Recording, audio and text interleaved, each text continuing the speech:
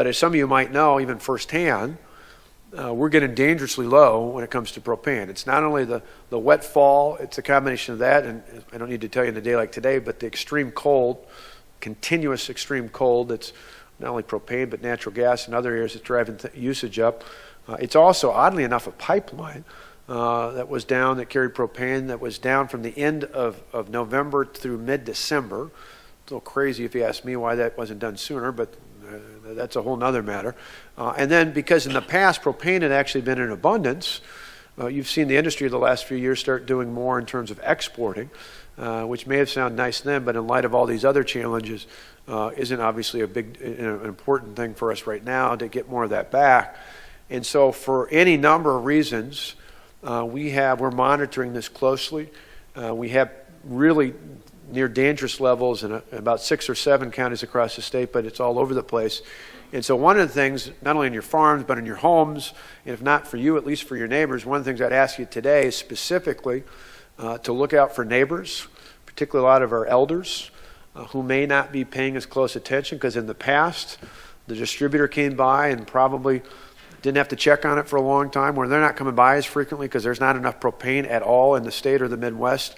And so if it gets at 30% or below, it's extremely dangerous to freeze off, and it's a problem. Obviously, we don't want anyone to be in a position where they've got to move out of their home, or worse yet, have something awful happen. And so we need people to reach out and help us in that regard. Let us know what more we can do. We are committed to this. We put, not that money is always the answer, but in this case, one of the interesting challenges is that for a lot of these small businesses, because the price is going up so much, long term we're going to ask the federal government to look at gouging to make sure that's not an issue there as well.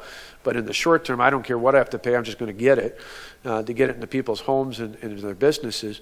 But one of the challenges for these small businesses is the price is so high, suppliers are saying we want all or a significant amount of the payment up front. They can't float that.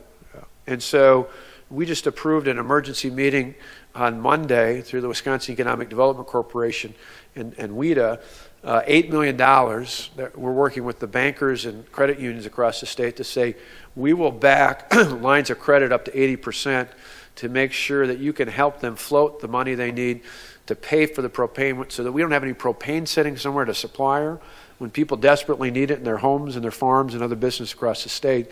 And so we're doing that. We work with the Bankers Association and the credit unions to make sure they all know about that, so that's not stalling anything. We also know, because the price has gone up so much, I mean, it was not too long ago, it was about $1.40 a gallon.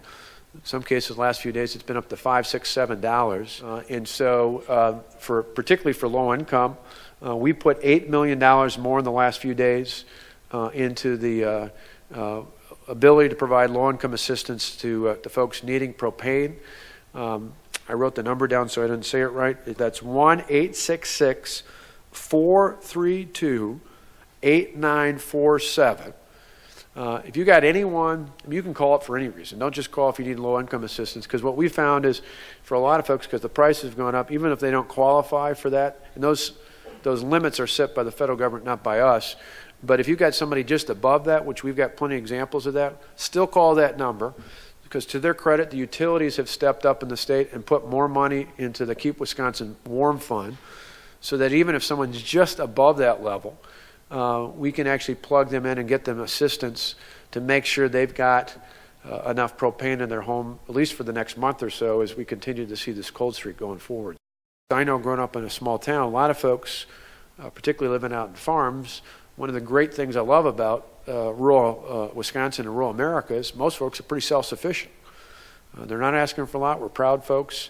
Times like this, though, pride is something that shouldn't take the place of public safety. And if someone is at a dangerously low level of propane, don't be afraid to ask for some help, because I don't believe in big government. I think government should be limited and out of our life most of the time. But in times like this, in times of crisis, this is when the government should step up and work together and get things done. And please encourage folks to lean on us and their counties and our partners at the county and town level to make sure we're getting just that done. So I appreciate your time and your effort. And one more thing, I'm going to mention that number. I wrote it down again.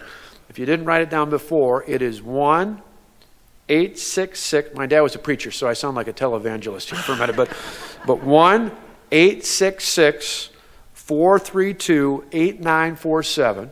If you know anybody or you yourself got an issue when it comes to propane, call us. Don't be too proud. This is not the time to worry about that. Pass it on to others. We appreciate your rugged independence every other time out here, but in this case, I don't want to have any situation in this state where anyone gets to that dangerous level. Nice speech.